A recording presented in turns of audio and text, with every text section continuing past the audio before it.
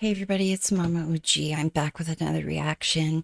This one comes by way of donation from Todd F. Thank you, Todd, so much for another what's probably going to be an amazing song just based on the band. This is Rush with the Necromancer. Now, I kind of know better than to go into a Rush song blindly, so I looked it up on Songfacts. I don't know how accurate this site is, but I just wanted to get a bit of an idea of some background on the song. I couldn't find a wiki page for it. Songfacts is saying during the Renaissance period, necromancy was a form of black magic where sorcerers and witches attempted to manipulate death by casting spells and summoning evil spirits. Okay, so Lord of the Rings was likely an inspiration for this song, as the necromancer is a character in his book, The Hobbit. Okay, the song is comprised of 3 parts: Into Darkness, Under the Shadow, and Return of the Prince. Bytor, or in this case Prince Bytor, appears to battle for freedom and slays his foes in part 3, Return of the Prince. Bytor made his debut in Rush's previous album Fly By Night, in which he lost the battle with the Snow Dog. Okay, check out Songfacts for Bytor and the Snow Dog. Quick funny story. Our dog Huckleberry, who, if you've watched the end of any of my videos, you've seen him many times. We have another one, Rio, their brother and sister. Huckleberry is my partner Mike's dog, technically, and Rio is mine. And when we first got them, he wanted to name Huckleberry Bytor, the snow dog. Like that was going to be his whole name. Bytor the Snow Dog, and it was from this song, Rush's song. But he instead let one of his daughters name him, and that's why his name is Huckleberry. So I just wanted to share that little tidbit. The next thing says, Neil Peart explained, I guess he's like all of us, sometimes good and sometimes he's bad. Amen. Okay, so let's go ahead and get started. The song is 12 minutes and 36 seconds. Seems like a long song, but as I've come to know, these things kind of seem to fly by. So I do have the lyrics on standby, but I'm not sure if that is going to be something that I'm going to be able to focus on for this very first initial time hearing the song. With this band, I tend to pay attention to the music first, but I'll do my best. And I hope I don't pause it a bunch. Into the darkness.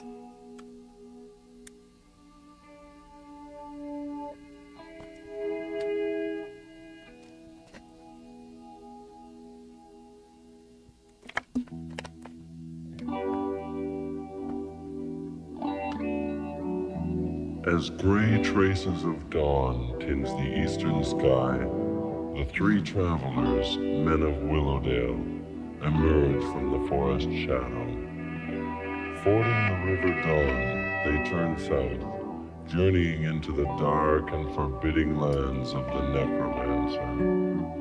Even now, the intensity of his dread power can be felt, weakening the body and saddening the heart. Ultimately, they will become empty, mindless specters, stripped of will and soul.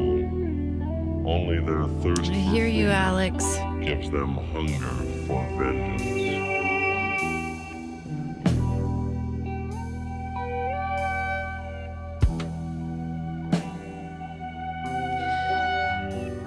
Listen to that guitar.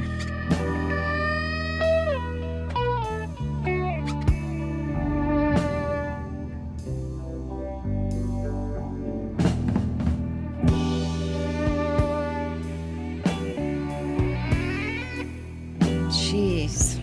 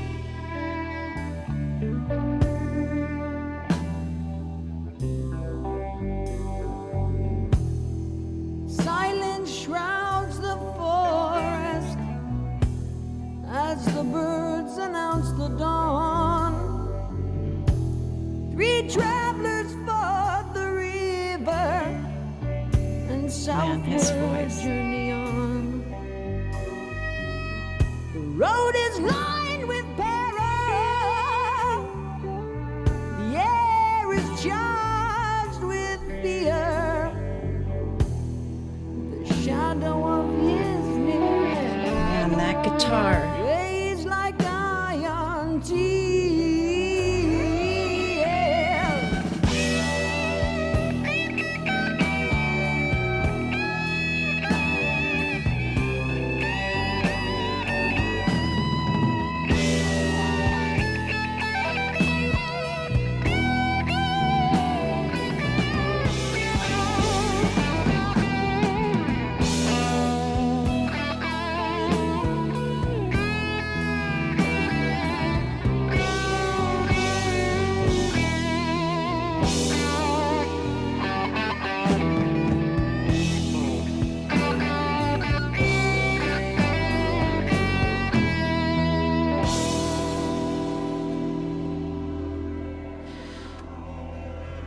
Shreds of black cloud loom in overcast skies. Okay, I'm going to rewind it to the second part here that starts. I just have to say, and you could probably tell I wanted to say something. Didn't want to interrupt that solo. You know, I've talked a lot about how genius these guys are individually and the band together. Mike and I were hanging out last night listening to some Rush, and we were just talking about how underrated Alex is as a guitarist. I'm fully aware of his abilities based on everything I've heard, but man, I'm just constantly reminded to recognize him as well, because this song so far has had some incredible guitar stuff going on in the background on this side, and sometimes travels aside from the obvious guitar that in that solo we just heard. But there's just the sound he's making with that guitar. It's just mind-blowing sometimes. But you know, we always talk about Neil, we always talk about Geddy because he's the front man of the band and does so, you know, he's plays the bass and does the singing and the keys. And of course, Neil, he's probably the most talked about member of the whole band for obvious reasons, but you've got to give Alex his props as well. It's just mind-blowing to think about, but let's go ahead and keep going. Getting ready to go into the second part here. Shreds of black cloud loom in overcast skies. The necromancer keeps watch with magic puzzle eyes. He views all his lands and is already aware of the three helpless invaders trapped in his lair. Man.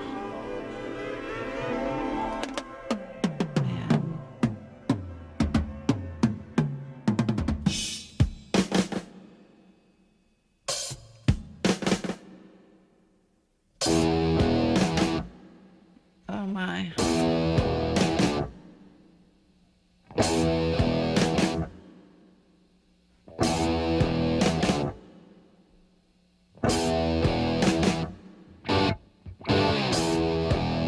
Jeez.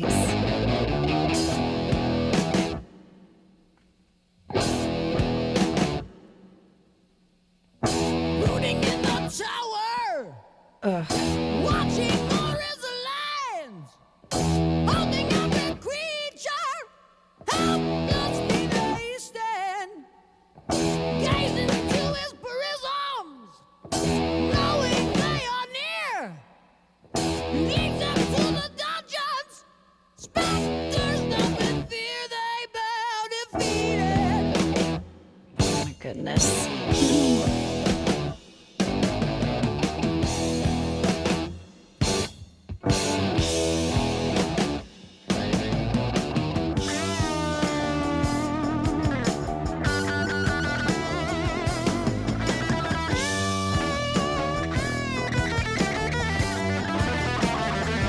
Man, that guitar is just going all over. That's so awesome.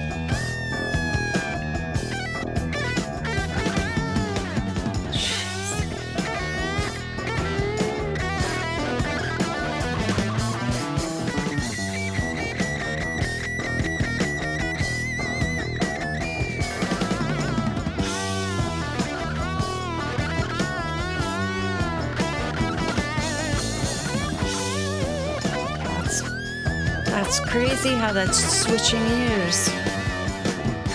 And it feels like it's like right on top of your head. Hit points.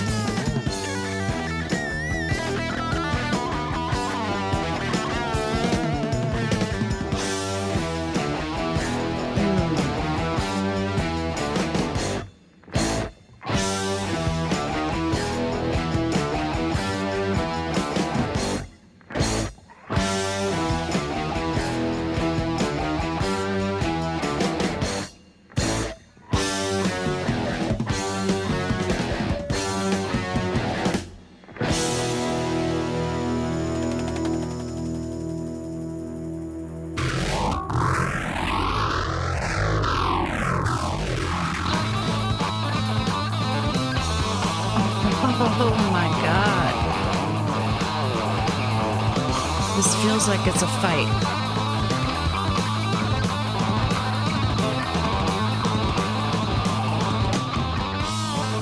Listen to those drums, my god.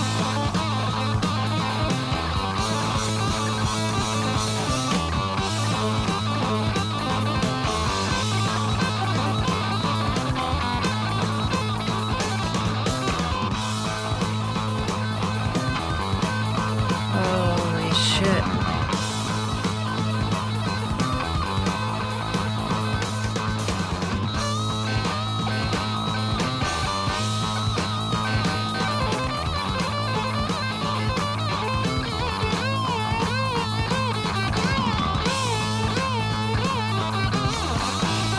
Oh my god.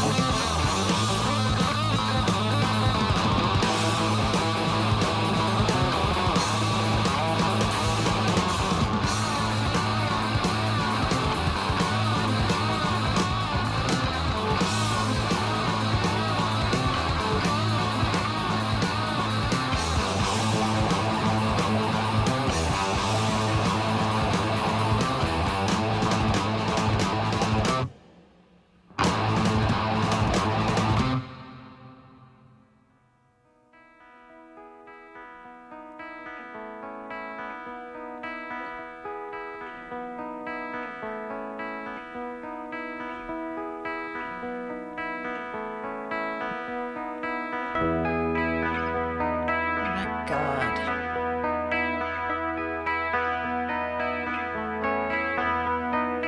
Enter the champion. Prince Vitor appears to battle for freedom from chains of long years. The spell has been broken. The dark lands are bright.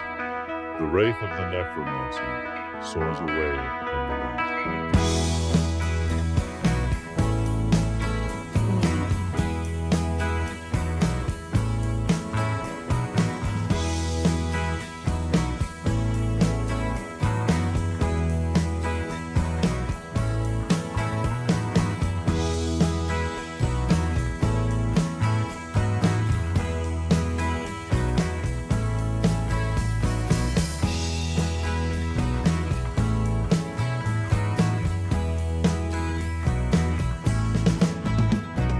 Stealthily attacking, bites oscillates his foe. The man of freeze run now from labyrinths below. The wraith of a necromancer shadows through the sky. Another land. That bass, I hear the bass.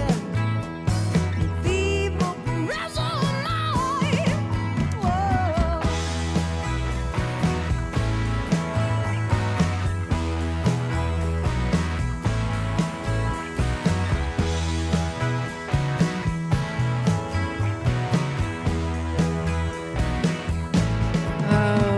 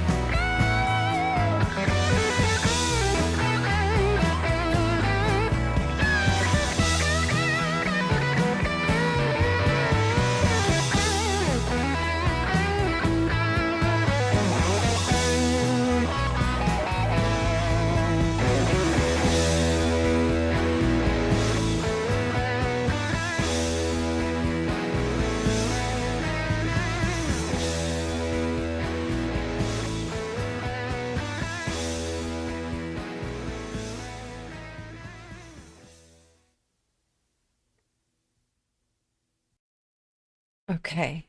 So I had a little bit of a realization here. Apparently, the name of this album was Caress of Steel. And I did look up the Necromancer and I saw that phrase, Caress of Steel. I thought it was another band name, so I didn't look into it. Necromancer Wiki. So that was a wiki page about it. Caress of Steel. Was it an album by Rush? Okay. Songs such as The Necromancer furthered Rush's advancement into narrative-driven, fantasy-based compositions. I was sitting here thinking I've got to talk about how this is like watching a fantasy movie or reading a book. And I was going to call it, that was definitely a composition of very distinguishable 3 parts that the music completely fit the names of those sections as well. And at the end, you know, I guess Bytor was victorious and the Necromancer moved on, and it was a feel-good part of the song. It was just so fitting musically as well. Okay, so the Necromancer is a 12-minute track in 3 parts. Concerns a necromancer, someone who practices necromancy, a type of divination involving the summoning of spirits of the deceased. The song was influenced by the works of, Tolkien. The Necromancer is an alias used by the character Sauron in Tolkien's novel The Hobbit. Okay. The introduction contains the lyric, 3 travelers, men of Willowdale, a reference to the band itself. Okay, cool. As Lifeson had formed the first incarnation of Rush in the Toronto suburb of Willowdale, the final section, Return of the Prince, sees the return of the character Bytor from the song Bytor and the Snow Dog on Fly By Night. But in The Necromancer, the character is a hero and not a villain. Okay. Return of the Prince was released as a single in Canada. Okay. So I know a little bit more about it. It's just amazing to read the words fantasy and composition, because that's exactly what I was thinking during that whole song. It was like listening to a book, or watching a movie, like a fantasy, Lord of the Rings. I don't know. It kind of gave me the feeling that, you know how you see a movie, but the book is much better?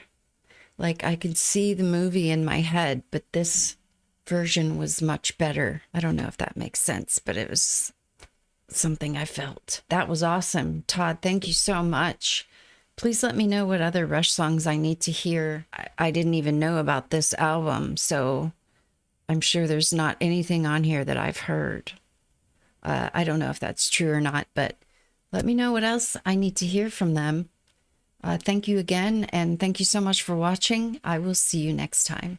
What is it?